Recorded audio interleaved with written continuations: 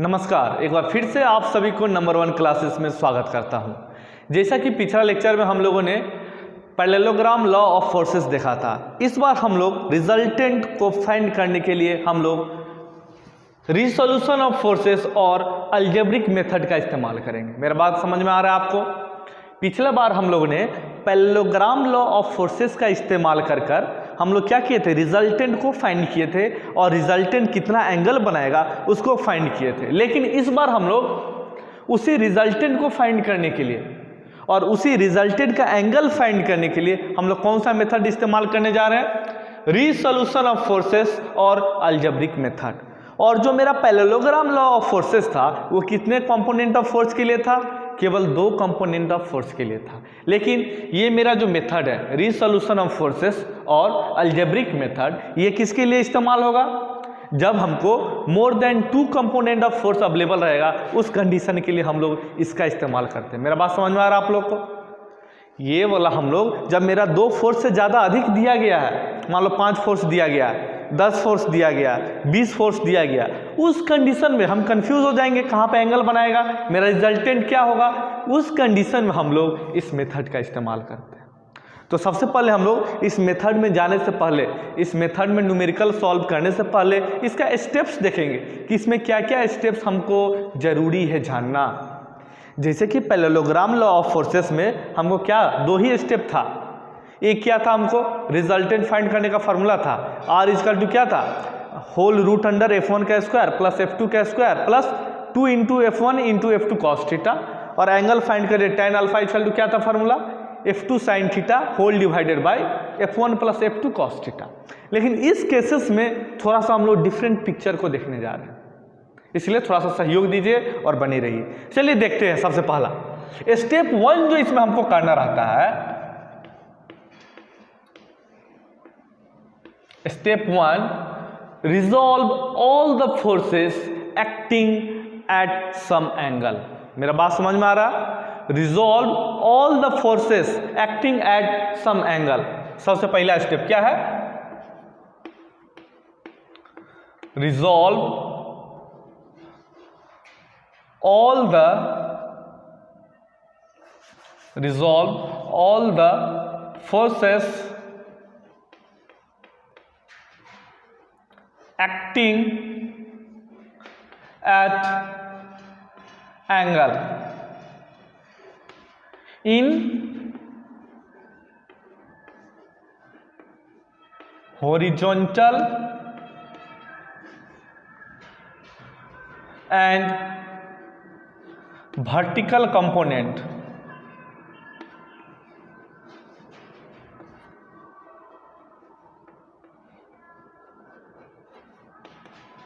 of forces। मेरा बात आपको समझ में आ रहा? सबसे पहला स्टेप क्या है, हमको resolve all the forces acting eight angle in horizontal and vertical component of forces. कोई भी यदि मेरा फोर्स है जिसके पास कुछ ना कुछ एंगल रहेगा, या तो वो मतलब कि एक्स एक्सिस में रहेगा, वाई एक्सिस में रहेगा, उसको छेड़छाड़ नहीं करना। उसके अलावा यदि कोई भी मेरा फोर्सेस है जिसके पास कुछ एंगल रहेगा, जी मतलब 1 डिग्री भी हो गया, 2 डिग्री भी हो गया, समझ में आ रहा है ना, 50 डिग्री हो गया, उस केसेस में सबसे पहले काम क्या करना है, रिजॉल्व करना है ऑल द फोर्सेस। किस में? हॉरिजॉन्टल में और वर्टिकल कंपोनेंट। समझ में आ गया? सबसे पहला रूल है। दूसरा स्टेप देखिए, स्टेप 2, जब हम लोग रिजॉल्व कर देंगे हॉरिजॉन्टल में और वर्टिकल में, और पहले से जो मेरा फोर्स रहेगा उस सबको क्या करना, सबसे पहले हमको क्या करना है, स्टेप 2 में add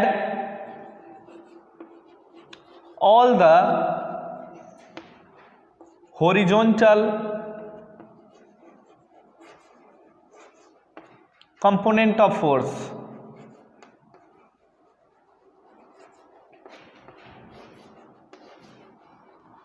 as summation of fx। मेरा बात समझ में आ रहा है? हमको क्या करना है स्टेप 2 में, add all the horizontal component of force as summation of fx। fx मतलब क्या? x मतलब जितना भी मेरा, f मतलब फोर्स, समेशन मतलब सबका जोड़ होता है, सम, F मतलब फोर्स, एक्स मतलब जितना भी मेरा एक्स डायरेक्शन में, मेरा बात समझ में आ रहा है, उसको ये दर्शाता है। और ये जो मेरा स्टेप 3 होगा,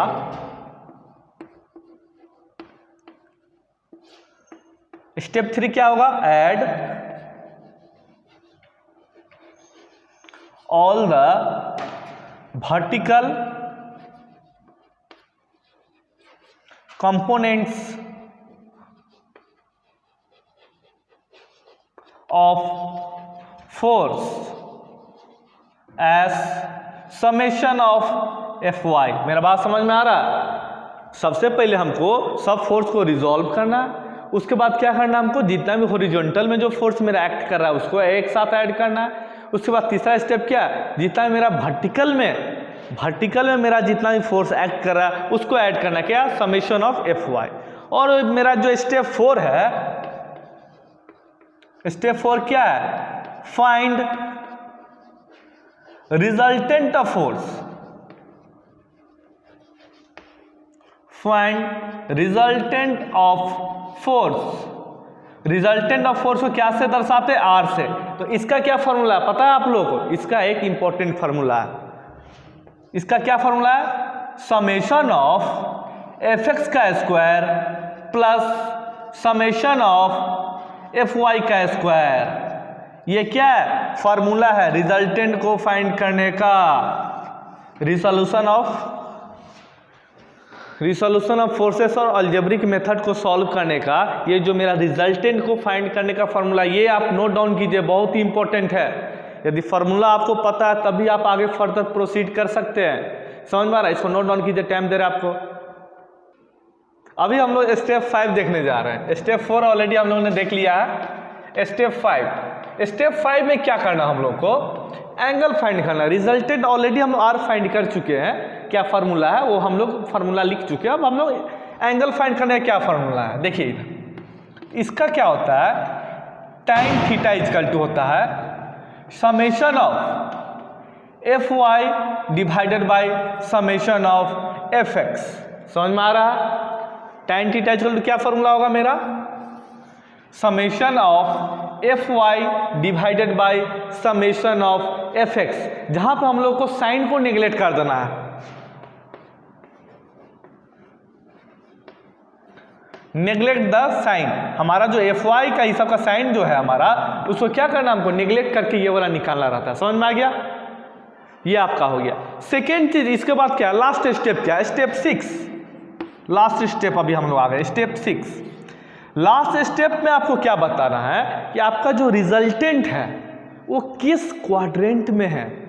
ये इंपॉर्टेंट क्वेश्चन है, कभी कभी पूछ लेते हैं, ऐसे लगभग नहीं पूछते हैं कभी कभी, लेकिन पूछेंगे तो आपको पता होना चाहिए कि आपका जो रिजल्टेंट आपका जो बनेगा, जो कंपोनेंट फोर्स तो आपको सब जगह है, हर एक क्वाड्रेंट पे आपको कंपोनेंट ऑफ फोर्स मिलेगा, लेकिन मेरा जो रिजल्टेंट बनेगा वो किस क्वाड्रेंट में बनेगा, कैसे जानेंगे? तो इसका एक रूल है। यदि ये मेरा एफ एक्स हो गया, ये मेरा एफ वाई हो गया, यदि मेरा एफ एक्स प्लस है और एफ वाई भी प्लस है, तो मेरा जो रिजल्टेंट बनेगा वो किस में बनेगा, फर्स्ट क्वाड्रेंट में बनेगा, फर्स्ट क्वाड्रेंट में बनेगा। मेरा बात समझ में आ रहा? यदि मेरा एफ एक्स प्लस है और एफ वाई भी प्लस है, समेशन ऑफ एफ एक्स और समेशन ऑफ एफ वाई, यह ध्यान दीजिए। यदि मेरा summation of F x plus है और समेशन ऑफ एफ वाई भी प्लस है, तो मेरा फर्स्ट क्वाड्रेंट में, क्यों, क्योंकि देखिए इधर ध्यान दीजिए, क्वाड्रेंट आपका कुछ इस तरह से बनता है ना। तो यदि मेरा समेशन ऑफ एफ एक्स भी प्लस रहेगा, समेशन ऑफ एफ वाई भी प्लस रहेगा, तो मेरा रिजल्टेंट हमेशा फर्स्ट क्वाड्रेंट में बनेगा। समझ में आ गया? फिर ध्यान दीजिए, यदि मेरा एफ एक्स माइनस है, समेशन ऑफ एफ एक्स का वैल्यू माइनस है और समेशन ऑफ एफ वाई का वैल्यू प्लस है, ये रिजल्टेंट आपका हो गया। ध्यान दे रहे, ध्यान दीजिए, ध्यान दीजिए, ध्यान दीजिए। यदि समेशन ऑफ एफ एक्स का वैल्यू यदि आपका माइनस है और समेशन ऑफ एफ वाई का वैल्यू यदि आपका प्लस है, तो आपका कहां बनेगा, सेकेंड क्वाड्रेंट में बनेगा। क्यों? क्योंकि देखिए एफ एक्स तो आपका यहाँ रहेगा, ये इस तरफ माइनस होता है ना, ये माइनस हो गया, ये प्लस हो गया, ये प्लस हो गया, ये माइनस हो गया। ये हमारा एक्स एक्सिस हो जाता है, ये मेरा वाई एक्सिस हो जाता है। तो समझ में आ रहा है ना आपको, यदि मेरा एफ एक्स का वैल्यू माइनस है, एफ एक्स का वैल्यू माइनस है, मान लो माइनस तरफ है, और ये प्लस है एफ वाई का वैल्यू, तो मेरा सेकेंड क्वाड्रेंट में बनेगा। समझ में आ गया। और यदि मेरा समेशन ऑफ एफ एक्स का वैल्यू भी माइनस है, समेशन ऑफ एफ वाई का वैल्यू माइनस है, तो ये मेरा थर्ड क्वाड्रेंट में बनेगा। और ध्यान दिए उसी तरह सिमिलरली यदि मेरा ये प्लस है और ये माइनस है, तो मेरा फोर्थ क्वाड्रेंट में बनेगा। समझ में आ गया।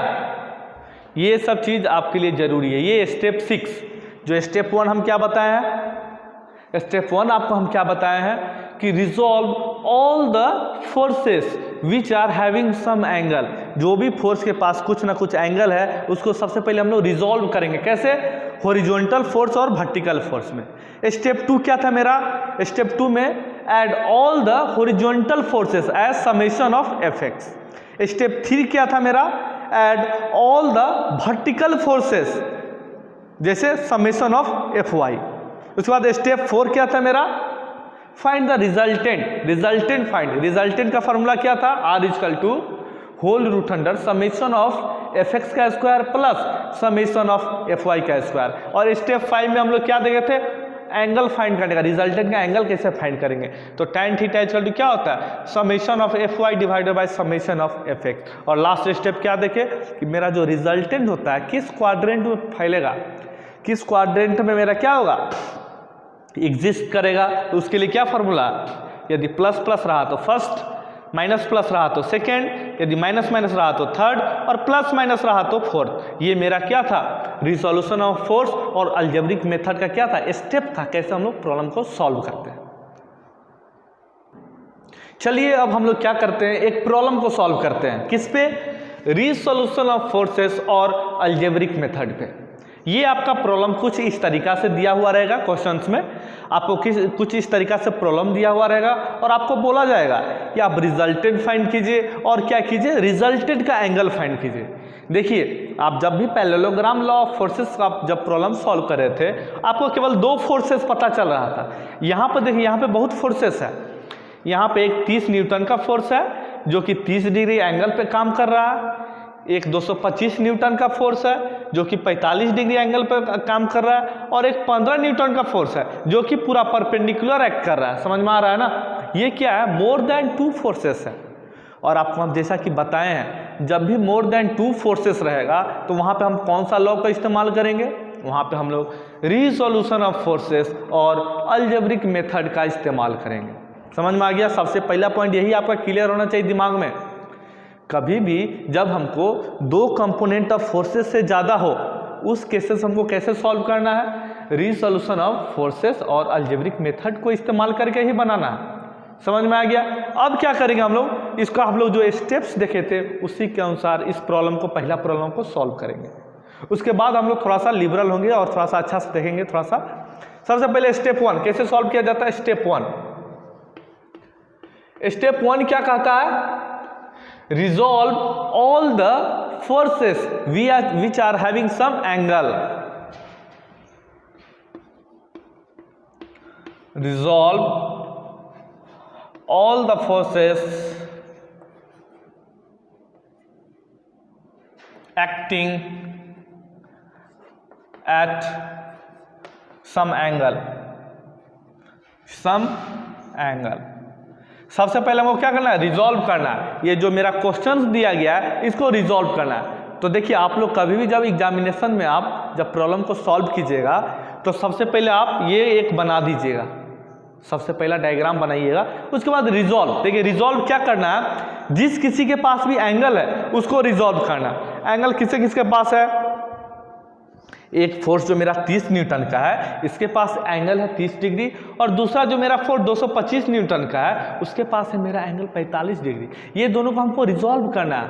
किसमें? उसको तोड़ना है कंपोनेंट को। किसमें? हॉरिजॉन्टल एक्सिस और वर्टिकल एक्सिस में। तो चलिए देखिए कैसे तोड़ा जाता है। देखिए सबसे पहला रूल, जिस तरफ आपका एरो है उसी तरफ हम तोड़ते हैं। मुंह जो रहेगा जिसका हम तोड़ेंगे एफ एक्स एफ वाई को, उसी दिशा में टूटेगा। समझ में आ गया? जिस तरफ आपका एरो है उसी तरफ ही टूटेगा। और यदि मेरा ये एंगल 45 डिग्री है तो ये एंगल भी मेरा कितना रहेगा, जाहिर सी बात है 45 डिग्री रहेगा। अब ध्यान दीजिए, इसमें एक चीज बहुत ही ज्यादा इंपॉर्टेंट है, जिस फोर्सेस के पास एंगल रहेगा, मेरा बात ध्यान से सुनिए आप, ये बात बहुत सारा टीचर मिस कर जाते हैं, जिसके कारण बहुत सारा स्टूडेंट बहुत जगह मिस्टेक कर जाते हैं। जिस किसी भी कंपोनेंट ऑफ फोर्स के पास वर्टिकल हो या फिर हॉरिजॉन्टल हो, जिसके पास एंगल रहेगा वो कॉस थीटा बन जाता है। मेरा बात समझ में आ रहा है? जिसके पास भी एंगल रहेगा वो कॉस थीटा बन जाता है। तो मेरा एंगल किसके पास है, हॉरिजॉन्टल फोर्स के पास, तो हॉरिजॉन्टल फोर्स मेरा क्या बन जाएगा, कॉस थीटा बन जाएगा। तो क्या हो जाएगा, ये मेरा क्या होगा 225 कॉस कितना, कॉस थीटा, कॉस 45, समझ में आ रहा है, 225 कॉस 45। कॉस क्यों हुआ ये, क्योंकि देखिए इसी के साथ एंगल अटैच है, तो जिसके साथ भी एंगल अटैच रहेगा वो कॉस थीटा हमेशा बन जाएगा। ये चीज आप अपने दिमाग में बैठा कर रखिए। सेकेंड, जिसके पास नहीं है वो तो साइन थीटा बन जाएगा। तो क्या हो जाएगा 225 साइन 45 डिग्री। एक को हम लोग क्या कर दिए, रिजॉल्व कर दिया। अभी दूसरा फोर्स को रिजॉल्व करना बाकी है, चलिए दूसरा को रिजॉल्व करते हैं। आपको हम बताएं रिजॉल्व करने का तरीका, जिधर एरो रहेगा उसी तरफ मेरा कंपोनेंट का भी एरो रहेगा।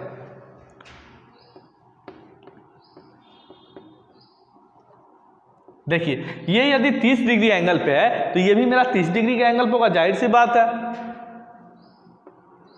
तो एंगल किस कंपोनेंट के पास है, यहां भी एंगल हॉरिजॉन्टल कंपोनेंट के पास है, तो ये मेरा क्या हो जाएगा, कॉस थीटा बन जाएगा। तो क्या हो जाएगा 30 कॉस 30 डिग्री, क्योंकि एंगल मेरा 30 डिग्री दिया गया है, समझ में आ गया।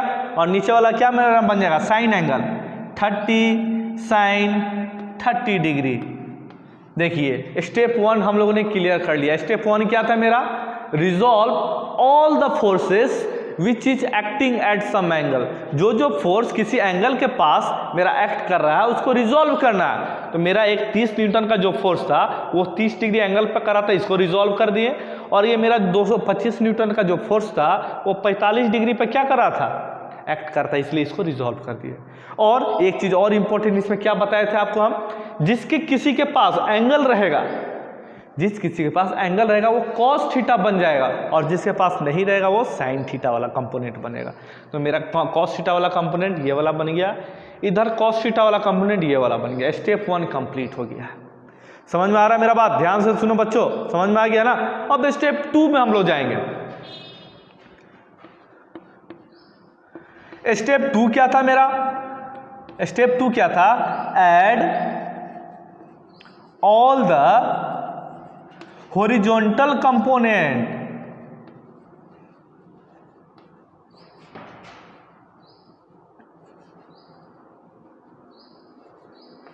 Of force.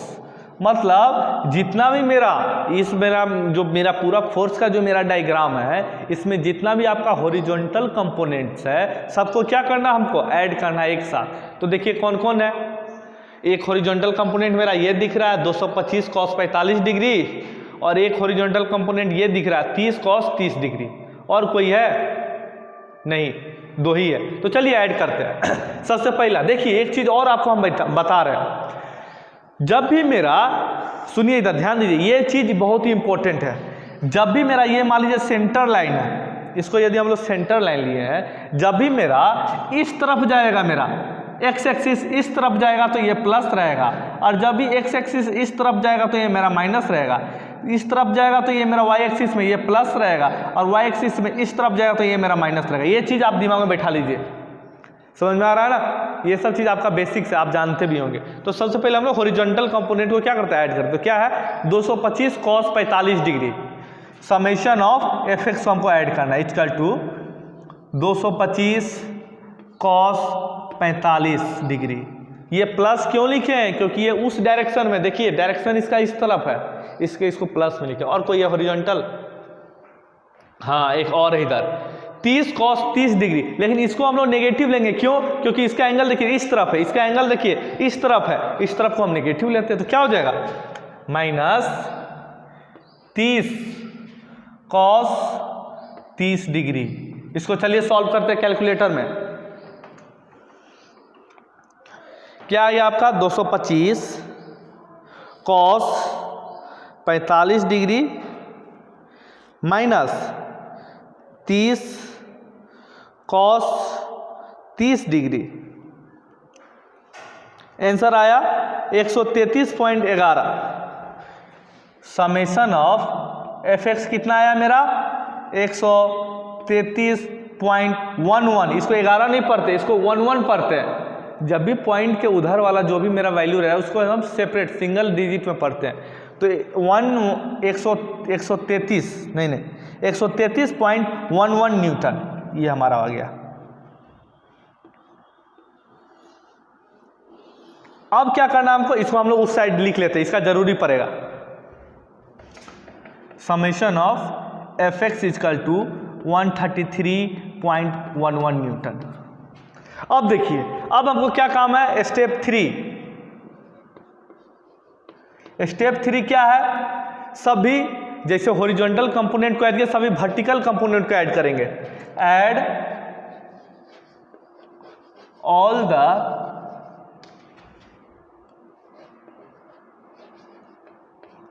vertical components of force। vertical component of force मतलब summation of Fy। चलिए summation of Fy अब खोजते हैं हम। Fy मतलब वर्टिकल फोर्स कौन कौन सा है मेरा। यहाँ एक वर्टिकल फोर्स हमको दिख गया, नीचे तरफ है, ऊपर नीचे रहेगा। देखिए इसको वर्टिकल बोलते हैं, इसको वर्टिकल बोलते हैं, इसको वर्टिकल बोलते हैं, इसको हॉरिजॉन्टल बोलते हैं, इसको हॉरिजॉन्टल बोलते हैं। तो मेरा वर्टिकल कौन सा है, ये वर्टिकल है। तो क्या मेरा वर्टिकल 30 sin 30 डिग्री वर्टिकल है। लेकिन देखिए जब नीचे तरफ रहेगा तो माइनस लेते हैं हम, ये चीज़ आप ध्यान में रखिएगा।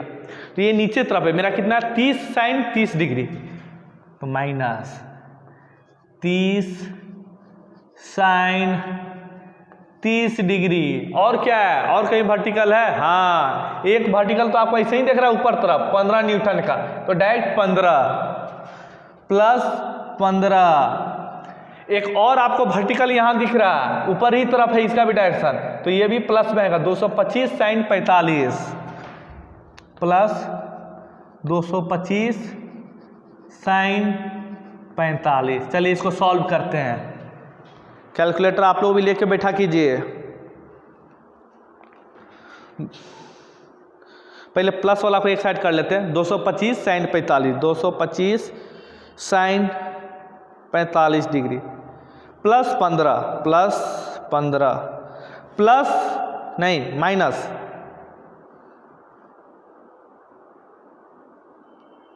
Minus 30 sin 30 degree, 30 sin 30 degree कितना आया 159.09 159.09 न्यूटन। तो मेरा जो Fy का जो मेरा वैल्यू है, समेशन ऑफ Fy का जो वैल्यू आया 159.09 आया। तो यहाँ लिख लेते हैं, समेशन ऑफ Fy का वैल्यू कितना आया 159.09 न्यूटन। समझ में आ गया। ये स्टेप हम लोग कितना क्लियर कर लिए, स्टेप हम लोग 3 तक क्लियर कर लिए। अब स्टेप 4 हम लोग क्या करेंगे, रिजल्टेंट फाइंड करेंगे। इससे पहले आप लोग क्या नोट डाउन कर लीजिए। अब हम लोग स्टेप 4 देखने जा रहे हैं। स्टेप 4 हमारा क्या था, स्टेप 4 में हमको रिजल्टेंट फाइंड करना था। To find resultant of forces, to find resultant of forces, हमको फोर्स का रिजल्टेंट फाइंड करना है। देखिए आपको हम स्टेप वाइज स्टार्टिंग का प्रॉब्लम को क्यों सॉल्व कर रहे हैं, ताकि आपको अच्छा तरीका से जो स्टेप्स आपको हम बताएं, किसमें रिसोल्यूशन ऑफ फोर्सेस और अलजेब्रिक मेथड में जो आपको स्टेप्स बताए हैं उसके अनुसार पहला हम आपको सॉल्व करा रहे हैं, ताकि आपको समझने में आसान हो। सेकेंड प्रॉब्लम से हम लोग क्या करेंगे, स्टेप्स वाइज नहीं लिखेंगे, डायरेक्ट हम लोग सॉल्व करेंगे। समझ में आ गया। इसीलिए स्टेप फोर्स क्या करना है, to find resultant of force. Formula क्या है मेरा रिजल्टेंट फाइंड करने का, root under summation of F x का whole square plus summation of F Y का स्क्वायर। समझ में आ गया? ये हमारा क्या फार्मूला है, ये आप मत भूलिए, ये आपका फार्मूला हो गया, इसको नहीं भूलना है। चलिए इसका हम लोग वैल्यू को डालेंगे। तो आर इजकल टू हमारा क्या हो गया, root under summation of F x का स्क्वायर। देखिए यहाँ पे हम वैल्यू लिखे हुए हम लोग पहले से जो निकाले थे हम लोग।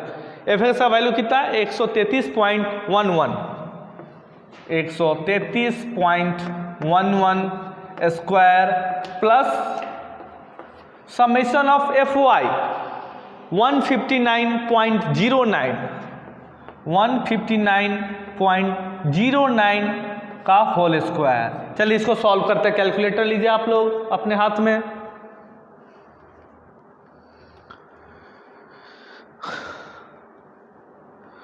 One 133.11 whole square plus 159.09 whole square कितना आया 207.43। हमारा रिजल्टेंट फोर्स कितना आया 207.43 न्यूटन। देखिए यूनिट भी लिखना बहुत जरूरी है। फोर्स का यूनिट क्या है हमारा न्यूटन है, यूनिट लिखना भी जरूरी है। ये हमारा कौन सा फार्मूला था, रिसोल्यूशन ऑफ फोर्सेस का फार्मूला है। यदि यही फार्मूला हमको निकालना था रिजल्टेंट पैरेललोग्राम लॉ यूज करके, उसका फार्मूला अलग था, इसलिए दोनों फार्मूला को आप मिक्स मत कीजिएगा। और जब भी हमारा दो फोर्स दिया गया है तो हम लोग लॉ ऑफ पैरेललोग्राम यूज करेंगे, और जब दो से ज़्यादा दिया है तो हम लोग अलजेब्रिक मेथड इस्तेमाल करेंगे। ये हम लोग फाइंड कर लिया। अब हमको क्या फाइंड करना है, स्टेप 5। स्टेप 5 क्या आपको फाइंड करना है, एंगल निकालना है स्टेप 5 में। तो एंगल निकालेगा क्या हमारा tan theta equal to summation of F Y divided by summation of F X. ये आपका क्या फार्मूला है, इसको भी आप दिमाग में बैठा लीजिए।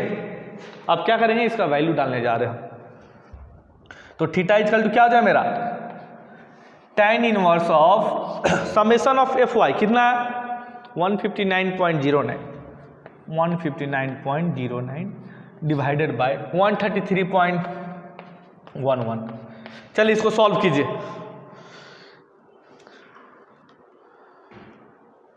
tan inverse of 159.09 divided by 133.11। Answer कितना है आपका, theta equal to 50.08 degree. Theta का वैल्यू आपका कितना आ रहा है 50.08 डिग्री आया। ये थीटा का वैल्यू आपका आया, समझ में आ गया। देखिए रिजल्टेंट का वैल्यू आपका कितना है 207.43 आया, और थीटा का वैल्यू कितना है 50.08 आया। मेरा बात आपको समझ में आ रही है। जो इतना जो हमारा कंपोनेंट ऑफ फोर्स है, इसका रिजल्टेंट हमारा कहाँ बनेगा, इसका रिजल्टेंट हमारा कहाँ बनेगा, कितना का बनेगा 207.43 का बनेगा, और कितना एंगल पे बनेगा 50.08। लेकिन अभी भी हमको एक चीज़ नहीं पता है, क्या नहीं पता है कि ये वाला रिजल्टेंट मेरा कहाँ बनेगा 50 डिग्री पे। ये कन्फ्यूजन है, क्योंकि मेरा देखिए एक यहाँ कंपोनेंट ऑफ फोर्स है, एक यहाँ है, एक यहाँ है। हमको कन्फ्यूजन है कहाँ बनाएंगे हम। उसके लिए क्या आपको हम स्टेप आपको कौन सा स्टेप 6 बताए थे। यदि मेरा समेशन ऑफ एफ एक्स का वैल्यू और समेशन ऑफ एफ वाई का वैल्यू, दोनों का वैल्यू यदि मेरा प्लस है, पॉजिटिव है, तो मेरा रिजल्टेंट कहाँ बनेगा फर्स्ट क्वाड्रेंट में। तो देखिए ध्यान दीजिए, यहाँ समेशन ऑफ एफ वाई का वैल्यू भी पॉजिटिव है, 133 प्लस में ही है, पॉजिटिव है, और समेशन ऑफ एफ वाई का वैल्यू भी 159 पॉजिटिव है। तो जब मेरा एफ वाई का वैल्यू पॉजिटिव है, समेशन ऑफ एफ एक्स का वैल्यू पॉजिटिव है, समेशन ऑफ एफ वाई का वैल्यू पॉजिटिव है, तो मेरा रिजल्टेंट कहाँ बनेगा फर्स्ट क्वाड्रेंट में। और फर्स्ट क्वाड्रेंट कहाँ होता है, इसको हम लोग फर्स्ट क्वाड्रेंट बोलते हैं, इसको सेकेंड बोलते हैं, इसको थर्ड, इसको फोर्थ। तो फर्स्ट क्वाड्रेंट में मेरा बनेगा कितना डिग्री पर बनेगा 50 डिग्री पे। तो ये मेरा जो पहला था, ये जो था मेरा ये 45 डिग्री है, तो मेरा रिजल्टेंट कहाँ बनेगा 50 डिग्री पे, थोड़ा सा ऊपर। तो ये मेरा क्या हो गया फाइनली रिजल्टेंट हो गया। तो ये मेरा क्या हो गया फाइनली, मेरा ये आंसर हो गया। ऐसे हम लोग क्या करते हैं, रिसोल्यूशन ऑफ फोर्सेस और अलजेब्रिक मेथड को हम लोग इसी तरीक़ा से सॉल्व करते हैं। आप हमें कमेंट में बता सकते हैं कि वीडियो आपको कैसा लगा, ये इफेक्टिव था कि नहीं था, और हम सभी को मोटिवेट करने के लिए आप लाइक का बटन दबाकर मोटिवेट कर सकते हैं। धन्यवाद।